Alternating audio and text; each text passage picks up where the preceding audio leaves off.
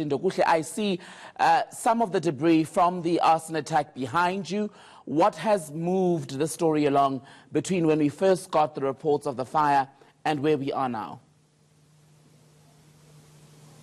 Well, Tembegile, the allegations are certainly that this is because of those mine workers that haven't been paid at Optimum Mine. But we understand that there was a protest that started at about 3 a.m. in the morning in this area. And after that, we understand that at around 6 a.m., 5 a.m., in fact, there were trucks that were torched in this particular area and just a few kilometers outside this area. But the count there is that 6 trucks had been torched, and, of course, that van. But we're just going to get more details really from Ubabulena Tlati, who is the representative of the South African Police Services here in Mpumalanga. The allegations certainly point towards the mine workers, and we understand that there was a protest earlier on. But just give us clarity as far as you've been able to gather what happened here when these trucks were torched. Yeah, these are allegations that we also picked up that, you know, the mine workers of Optimum are the ones that are responsible. However, we don't want to be diverted from our approach. We approach this thing as criminality. Those that are responsible, whether they are from Optimum, whether they're from the community around here, but what has been done here is unlawful, and those who are responsible must be called to book or must be brought to book. So it is true that early hours of this morning, we received information that the community started to go on rampage, you know, barricading this particular road, and even within the township, there are roads that were barricaded with objects, including burning tires. We then engaged with them on that regard, and that led us now, you know, to quell the situation in the morning. However, we then learned later that there were trucks that were set alight, 5 of them here in this area, as well as a bakkie that belongs to Eskom. Whilst we're still grappling with this particular, the particular issue, we further received reports that there were other trucks that were set alight. We then went there to investigate. However, found that there was only 1 truck that was set alight, totaling 6 all trucks that have been set alight, as well as that back, which means now companies now, owners of these trucks have lost businesses today, as well as the drivers, because they are sitting now without employment. So the Provincial Commissioner of Mpumalanga, Lieutenant General Zuma, has already issued a statement, you know, condemning these incidents, to say it's uncalled for. We cannot allow a situation where people are becoming lawlessness and, you know, people taking the law into their own hands. What has got these truck owners to do with the problems, if ever it is true that those that are responsible are the ones, you know, the miners from Optimum who have not been paid for some time. Now, these people here, the owners, what them have to do with this whole saga? So we're saying that what has happened here is totally criminality, and we condemn it, and we're saying community members work with us.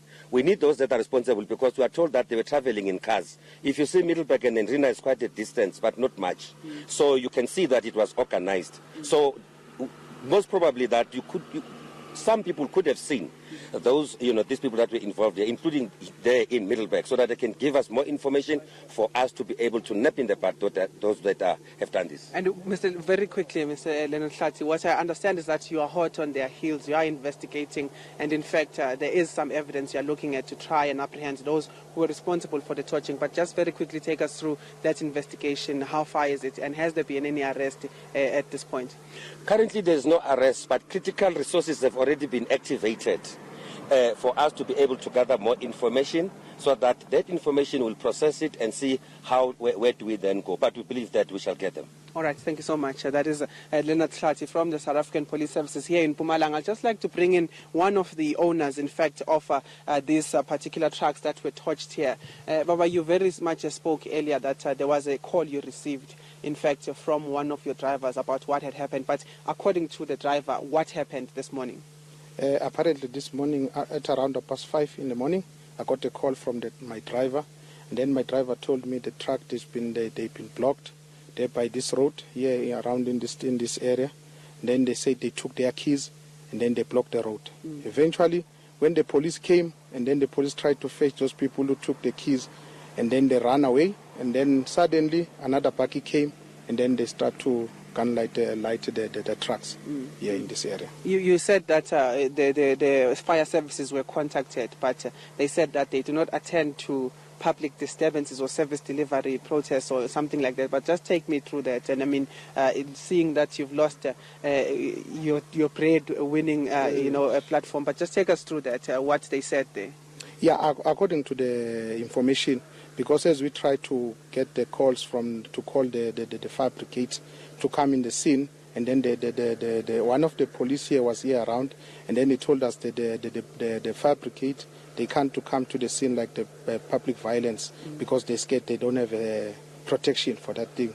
So that thing in that regard, I don't know what must we do, because 2 of my trucks just bent out. So now I lost about 2 million on those 2 trucks. So now I don't know what must I do for the future. But the only thing that I can do, I will try to take my tracker on, because I got the drive cam on that. So for the videos and everything, I think we'll be able to get those culprits to do these things, and then they come, and then I can assist the police to get these people in the.